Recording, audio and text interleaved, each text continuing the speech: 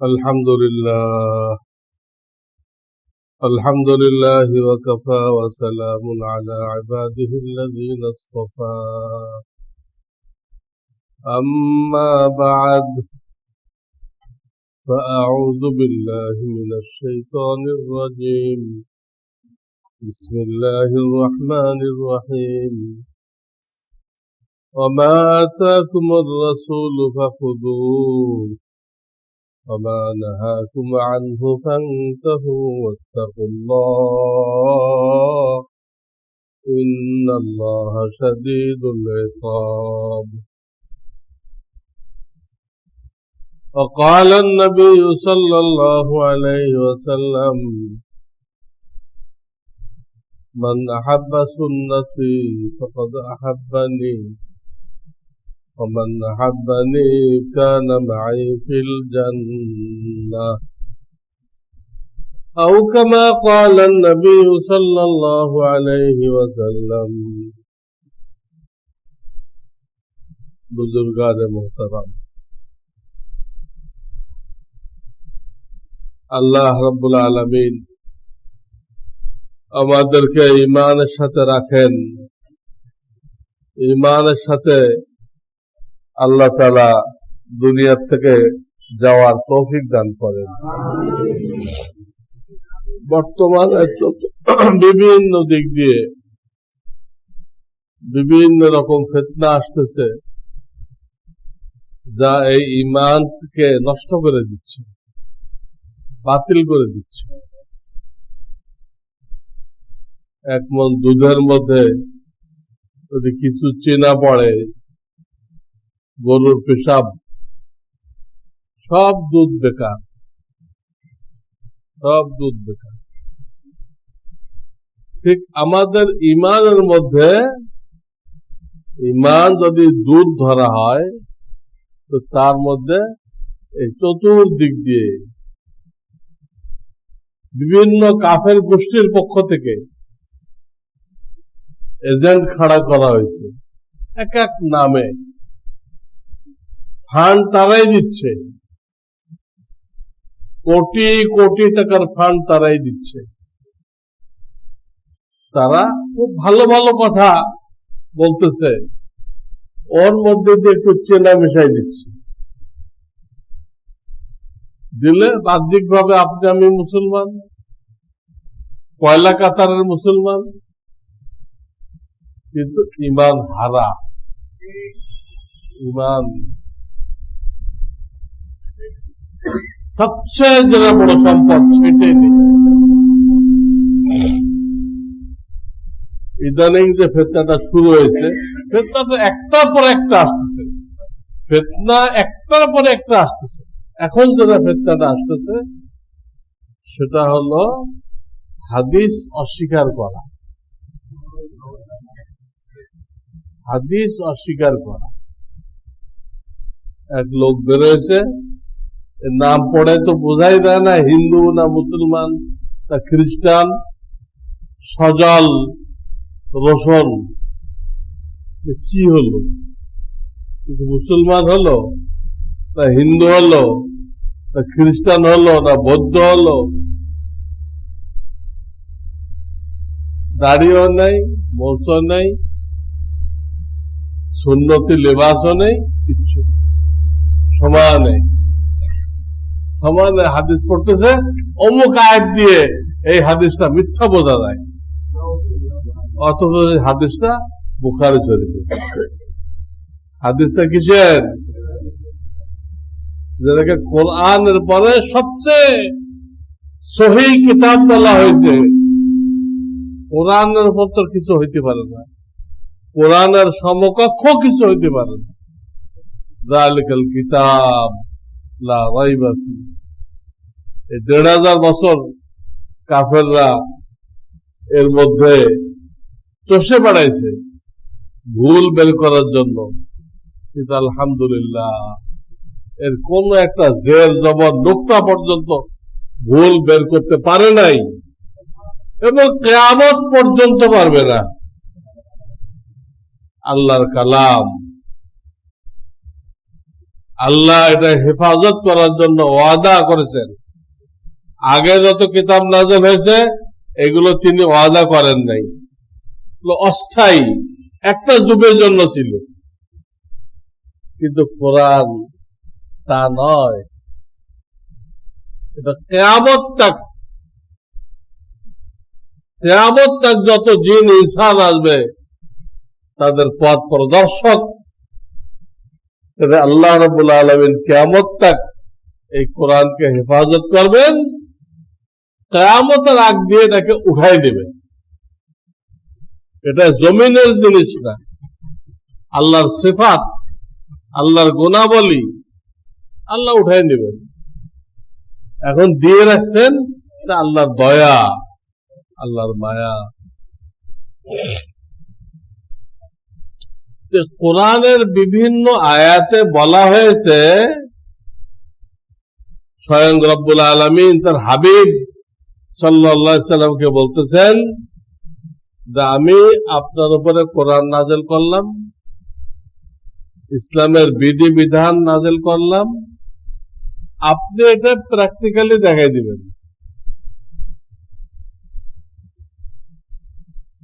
বিভিন্ন আয়াত আসছে, যেমন একটা আয়াত আমি পড়ি, ওয়ানজালনা ইলাইকা যিকরা, এই যিকির মানে লা ইলাহা ইল্লাল্লাহ যিকির না, এই যিকির মানে কোরআন। এই যিকির মানে ওয়ানজালনা ইলাইকা যিকরা লিতুবাইয়িনা লিন-নাস মা নুজ্জিলা ইলাইহিম। আপনি এটার ব্যাখ্যা দিয়ে দিবেন, এটার প্র্যাকটিক্যাল নমুনা দেখাই দিবেন তাদের উপরে কি নাযিল করা হলো। কোরআনের আয়াত, একটা আয়াত না, আমি ভূমিকাতে আয়াত পড়লাম একই। আল্লাহ বলতে আমার রসুল যে ব্যাখ্যা দেয় কোরআনের যে আয়াত সম্পর্কে যা বলে তোমরা মেনে নাও, ওইটাই কোরআন, ওইটাই কোরআন। আমার রসুল যারা নিষেধ করে তো ছেড়ে দাও, ওইটাই কোরআন, ওইটাই সুন্নাত। তো বিভিন্ন আয়াতে স্বয়ং রব্বুল আলামিন তার হাবিবকে বলতেছেন যে মৌলিক কথা আমি কোরআনে বলে দিব, এটার প্র্যাকটিক্যাল নমুনা আপনি দেখাই দিবেন। প্র্যাকটিক্যাল নমুনা কি হবে আমি আপনার দিলের মধ্যে ঢালবো, আপনি নিজের পক্ষতে দেখাইবেন না, আপনার দিলে আপনার কলবে আমি দিব, ওইটা আপনি দেখাই দিবেন। কোরআন তো কোনো প্রাণী না যে কোরআন নিজেই একা কাজ পড়বে আর এটাকে আমাদের সামনে নমুনা দেখাই দিবে যে এইভাবে তোমরা হাত তুলবা, এইভাবে তোমরা রুকু করবা, এইভাবে তোমরা সিজদা করবা। তা কি কোরআন পারে? কোরআন কি কোনো প্রাণী? কোরআনের হাত পাওয়া আছে? কোরআনের সাথে রসুল পাঠানো হয় কেন? প্রত্যেক যুগে আসমানি কিতাবের সাথে কি আসছে? রসুল আসছে। কেন আসছে? মূল উদ্দেশ্য এটাই, কোরআনের কথাগুলো ব্যাখ্যা কে দিবে? রসুল যদি না আসতো আমরা যার যার মতো ব্যাখ্যা দিতাম। আপনি একরকম বুঝছেন, উনি একরকম বুঝছেন, উনি একরকম বুঝছেন, সবাই দাবি করতো আমি তো কোরআন মানি, তার ব্যাখ্যা অনুযায়ী এই হইতো। আল্লাহর দিন মানা হইতো না, ইসলাম মানা হইতো না, নিজের খেয়াল খুশিকে মানা হইতো। এই জন্য আল্লাহ রাব্বুল আলামিন প্রত্যেক যুগে আসমানি কিতাবের সাথে নবী রসুল পাঠিয়েছেন, তারা ওটার ব্যাখ্যা দিয়েছে, ওটার নমুনা পেশ করছে। এটা কোরআন বলতেছে, এটা হাদিস বলতেছে, হাদিস এই কথা বলতেছে।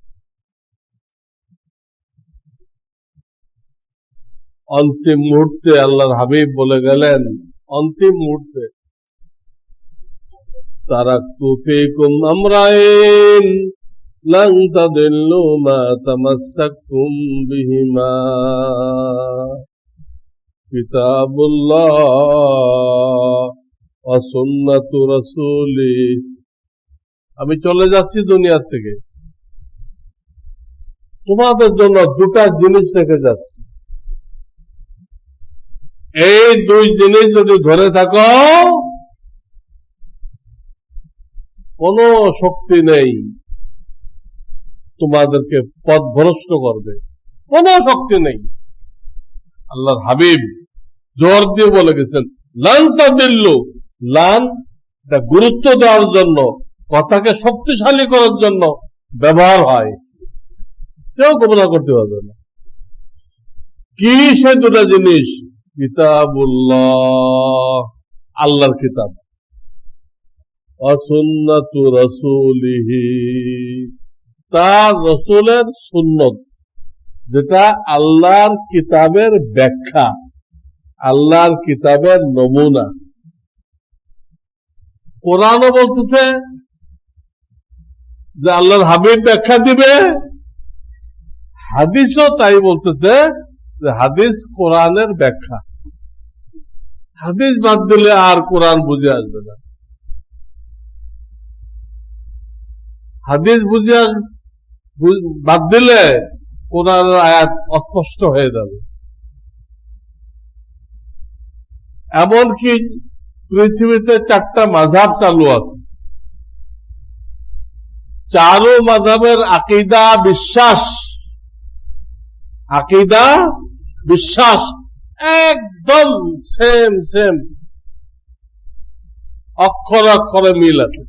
চারো মাযহাবের ঈমান আকীদা এক। পার্থক্য কোথায়?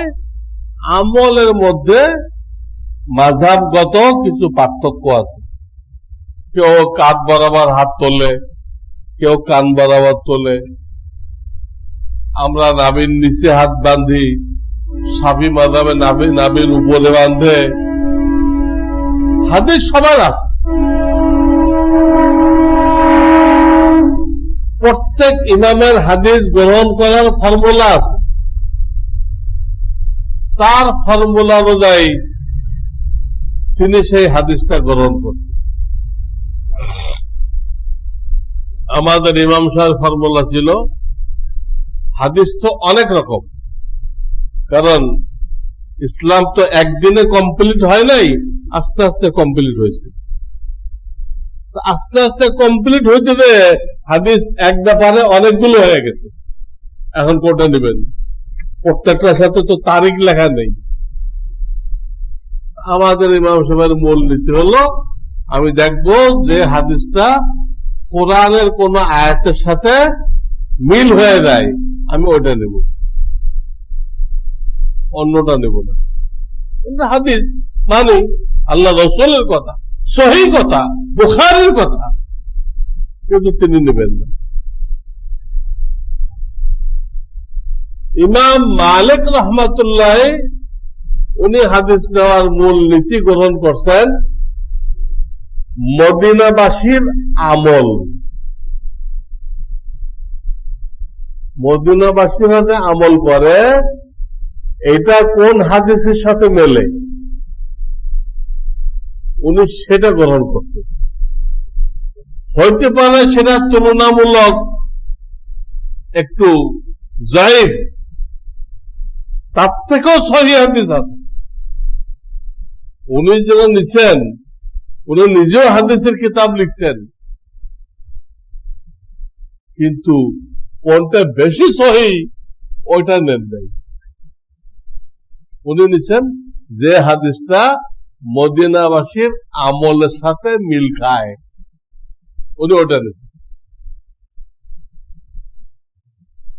ইমাম শাফি রহমাতুল্লাহ আলাইহি ওনার ফর্মুলা ছিল, বর্ণনা সূত্রের দিক দিয়ে, বর্ণনা সূত্র যাকে আরবিতে বলে সনদ, আমাদের থেকে নবীজি পর্যন্ত লোক আছে। আমি গুনি দেখছি, আমার থেকে নিয়ে নবীজি পর্যন্ত 27 জন হয়। কয়জন?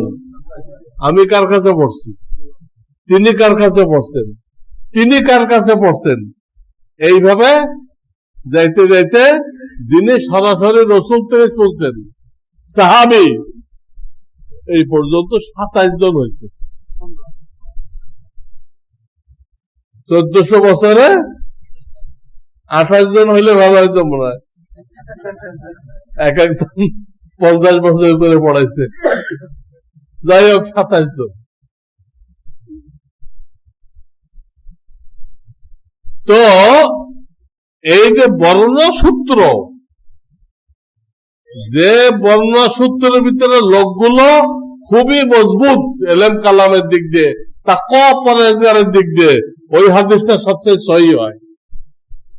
বর্ণনা সূত্রের লোকগুলো যে হাদিসে খুবই বড় আলেম, ফকিহ, আমলদার, তাকওয়াওয়ালা, প্রত্যেকটা ব্যক্তি যদি এরকম হয়, এরকম 5টা স্টেজ আছে। বর্ণনা সূত্রের যে লোকগুলো, তাদেরকে 5 ভাগে ভাগ করা হয়েছে।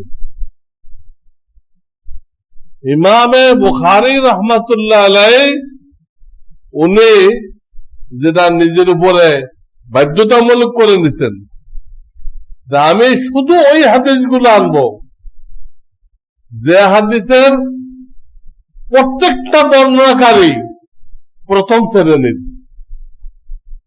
দ্বিতীয় শ্রেণীর না, তৃতীয় শ্রেণীর না, কোন শ্রেণীর, অর্থাৎ হাদিস খুব মজবুত। তো ইমাম শাফি রাহমাতুল্লাহ আলাইহি, ওনার হাদিস গ্রহণ করার ফর্মুলা হলো যে হাদিসটা সবচেয়ে শক্তিশালী, সবচেয়ে শক্তিশালী, উনি ওটা গ্রহণ করেছেন, ওটা ওনার মাযহাব।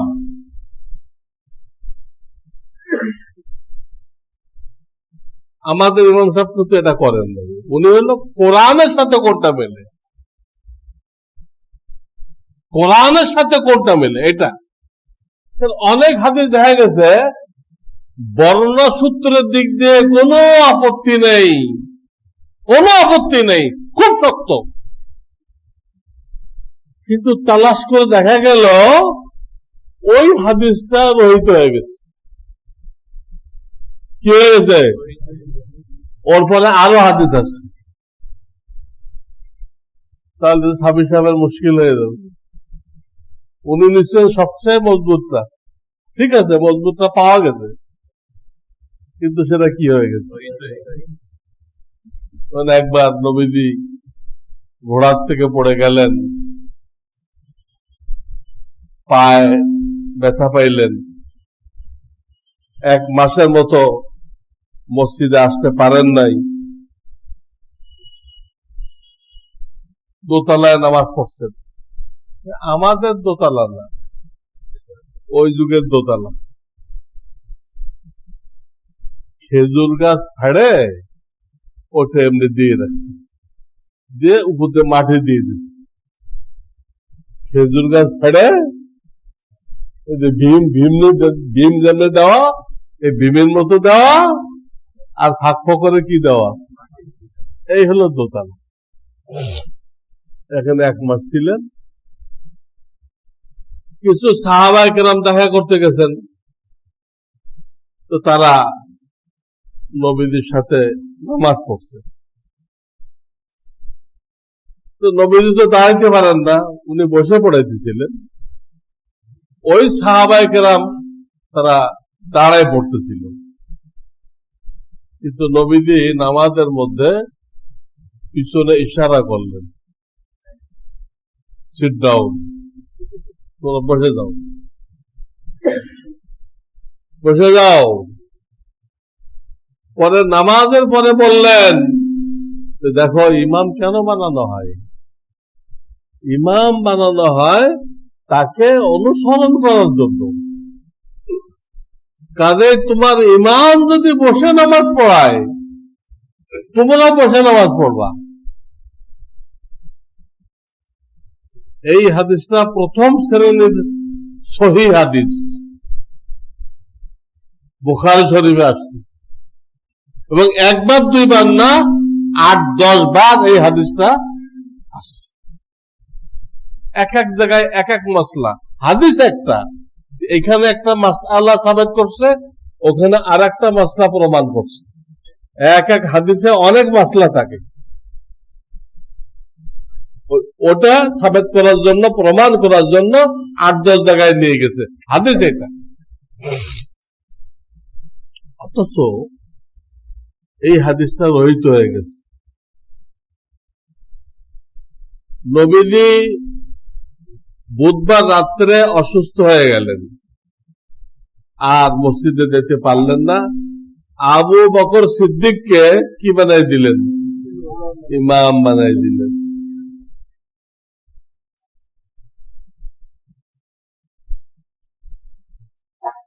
বৃহস্পতিবার, শুক্রবার, শনিবার, রবিবার, সোমবার, 5 দিন তাকে ইমাম বানাইলেন।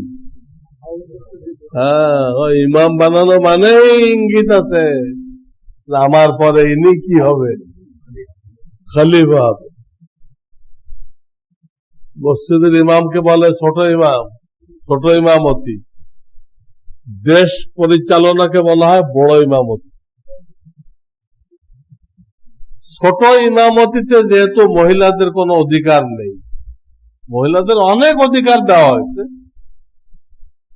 যেগুলো পুরুষদেরকে দেওয়া হয়নি, আবার পুরুষদেরকে অধিকার দেওয়া হয়েছে কিছু, মহিলাদেরকে দেওয়া হয়নি।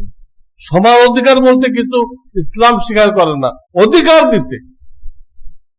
মায়ের হক বাপের থেকে 3 গুণ বেশি। আমি সামনে বলবো এই বিষয়। মহিলাদেরকে নিয়ে নারী মুক্তির নামে, নারী স্বাধীনতার নামে কি ধোঁকাবাজি করতেছে পশ্চিমারা, কত বড় ধোঁকা। সমাজের অর্ধেক লোকরে বেকার রেখে দেশের উন্নতি করা যায় না। ওই অর্ধেক লোক বেকার বয়ে রয়েছে। আপনার ঘরটা সামলায় কে? আপনার ঘরটা কে সামলায়? কি বেকার নাকি? সে বেকার বসে রয়েছে, তারা টেনে মাঠে না আনলে দেশের উন্নতি হবে না। এই কথাটা কখন খাটতো? যদি সমস্ত পুরুষকে আপনি কাজে লাগাইতেন, তারপরও অনেক জায়গা খালি রয়ে গেছে, যেন ওয়ার্কার পাওয়া যাইতেছে না, তাহলে নয় বুঝতাম। তখনও শরিয়ত অনুমোদন করতো না। একটা কথা ছিল যে ওয়ার্কার নেই, আমাদের দেশে এত মিল ফ্যাক্টরি, কিন্তু ওয়ার্কার নেই। উৎপাদন বাড়বে কেমনে, উপার্জন হবে কেমনে, এটা কথা খাটতো। সমস্ত পুরুষকে কাজে লাগাইতে হবে। তারপর নারী নিয়ে চিন্তা। আপনি কি পুরুষকে কাজে লাগাইছেন? নারীর ক্ষমতায়ন করে খুব বাহাবা উড়াইতেছেন। নারীর ক্ষমতায়ন, এতে আমাদের পারিবারিক বন্ধন নষ্ট হয়ে যেতেছে, সাংসারিক জীবন ধ্বংস হয়ে যেতেছে। নারীকে বাইরে আনার কারণে জিনা ব্যভিচার বেড়ে যেতেছে, তালাক হয়ে যেতেছে, জীবন ধ্বংস হয়ে যেতেছে। কি করবেন উপার্জন দিয়ে? টাকা খাওয়া যায় না টাকা পরা যায়? টাকা খাওয়া যায় না পরা যায়? টাকা বাড়াইলেন, আপনার সুখ শান্তি নষ্ট হয়ে গেল, পারিবারিক জীবন ধ্বংস হয়ে গেল। তো বলতেছিলাম, আমাদের ইমাম ওই সহিহ হাদিস নিতে যান নাই কেন? অনেক সহিহ হাদিস কি হয়ে গেছে। তো নবীজি যে 5 দিন অসুস্থ ছিল, আবু বকর সিদ্দিক নামাজ পড়াইলো। এর মধ্যে একদিন শনিবার জোহরের সময় নবীজি আসছিলেন 2 জনের কান্দে ভর দিয়ে। জোহরের নামাজ পড়াইছিলেন, তখন নবীজি বসা ছিলেন, আর পিছনে যত সাহাবী কি ছিল, দাঁড়ানো ছিল।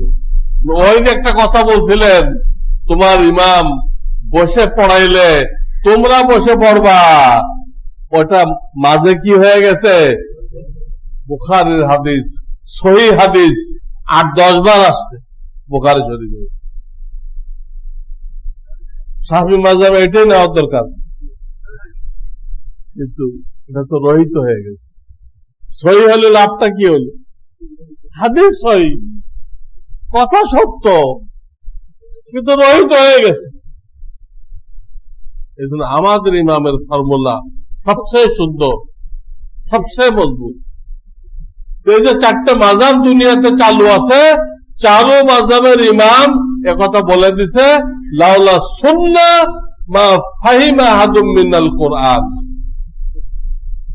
আমাদের সামনে যে হাদিস না থাকতো, সুন্নাহ মানে হাদিস, হাদিস মানে সুন্নাহ, এই সুন্নাহ যদি না থাকতো আমরা কেউ কোরআন বুঝতাম না।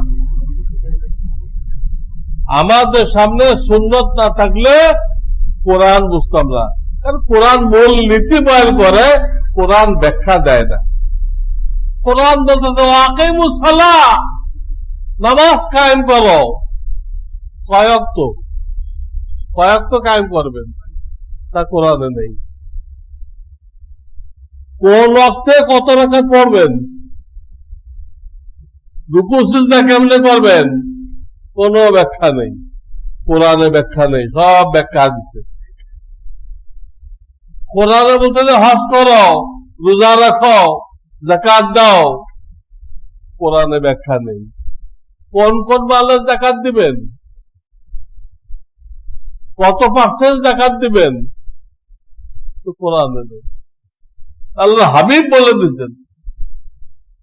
হাদিস বাদ দিলে কোরআনের কিছুই বোঝা যাবে না। 4 ইমাম বলতে বাধ্য হয়েছেন, হাদিস আমাদের সামনে না থাকলে আমরা কোরআন বুঝতাম না, মানতেই হবে। ও না আমল করাই সম্ভব না, হাদিস বাদ দিলে।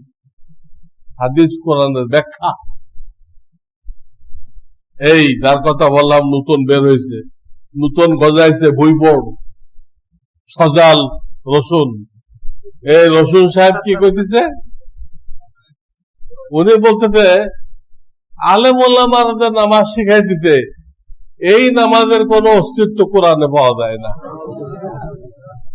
কোরআনে কোথায় পাবো অস্তিত্ব?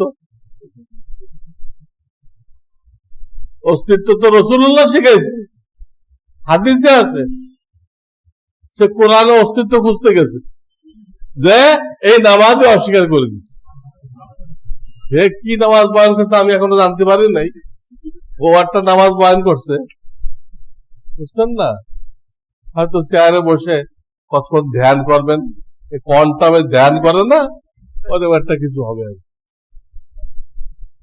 কোয়ান্টামে ধ্যান করে, ওরকম একটা কিছু সে বলবে। উজুও লাগবে না, কিছু লাগবে না, চেয়ারে বসে থাকবে। তো সেটা তো হাদিস বাদ দিছে। সে আমরা যে নামাজ পড়ি দেখি বাদশাহ আকবরের সময় চালু হয়েছে না আল্লাহ রসুল পড়ে গেছে?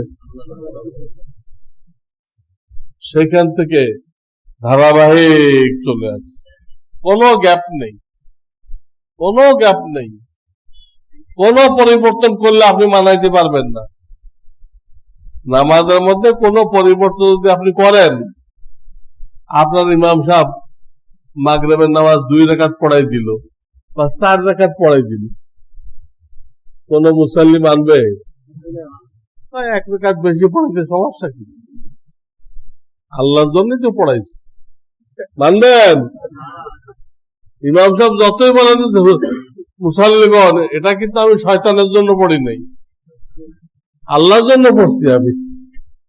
আপনারা খুশি হয়ে যাবেন, যাক আল্লাহর জন্য 4 রাকাত পড়ছি। আল্লাহ আপনারা কইছে 4 রাকাত পড়তে? মাগরিবে 4 রাকাত পড়তে কইছে? কোন পরিবর্তন কোন যুগে কেউ মানবে না। সুন্নত লাগবেই। এই সুন্নতের অধিকাংশই দেখার সাথে সম্পর্ক, প্র্যাকটিক্যাল ভাবে দেখার সাথে সম্পর্ক। মৌখিক কইলে হয় না।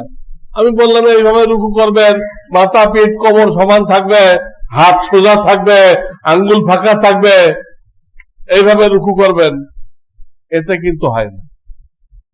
আপনাকে ওটা দেখাইও দিতে হবে, আপনারটা দেখতে হবে। আমি দেখাইও দিব, আর আপনারটা দেখবো, তখন ওই সুন্নত গুলো আপনার ভিতরে আসবে।